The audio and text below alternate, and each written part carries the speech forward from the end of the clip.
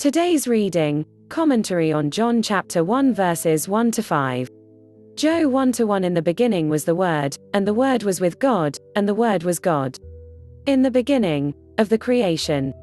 He who was with God in the beginning of all created things, is before all things, and has existed from eternity. Compare chap Joe 17-5, Col 1:17.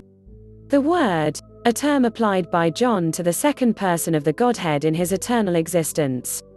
Just as he is called the life and the light, because he has in himself life and light, and imparts them to his creatures at his pleasure, so he is called the Word, because in him are hid all the treasures of wisdom and knowledge, and by his word and spirit he reveals them to men. See Re 19:13. With God, in holy union, fellowship, and communion. Was God. This is a direct assertion of his divine nature as existing from eternity. The Bible reveals that Jesus Christ is God, the maker of all things that ever were made. All who have the Bible are therefore bound to acknowledge him in this character, and to pay him divine honors. Joe 1-2 He was in the beginning with God. Joe 1-3 All things were made through him, and without him nothing was made that was made. The first 14 verses are introductory. In order to set at rest all controversy the divine nature of Jesus, John glances, in the first 3 verses, back to the beginning, recorded in Genesis, and affirms 1. That he who was afterwards manifest as the Christ existed before creation began. 2. That he was present with God. Verse 2. The same. The Word, or the Logos, was in the beginning with God. This seems to be a repetition of what was said in the first verse, but it is stated over again to guard the doctrine, and to prevent the possibility of a mistake.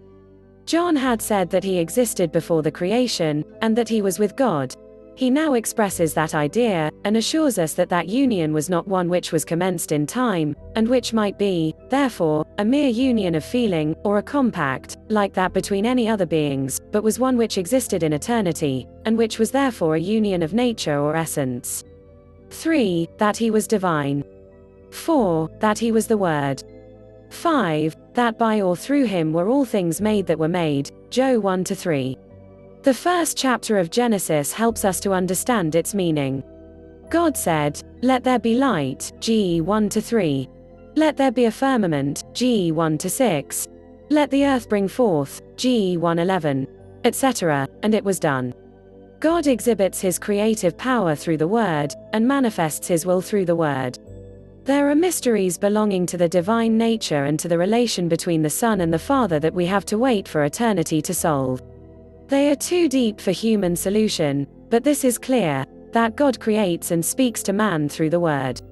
As we clothe our thoughts in words, God reveals his will by the Word, and when that Word is clothed in flesh, as the teacher of men, we recognize it as Jesus Christ. Joe 1-4 In him was life, and the life was the light of men. In him was life. He had life in himself, and hence is a fountain from whence life flows to man. Death could not hold him, because in him is life, and he became the resurrection and the life, Joe 11:25, for us. The life was the light of men. The life that Christ bestows enlightens men. He is the light of the world, Joe 8:12, 9-5. His light chases away the darkness of the earth, though, when John wrote, the darkness did not receive it. Men, in darkness, had eyes and saw not. All history demonstrates that Christ is the light of the world.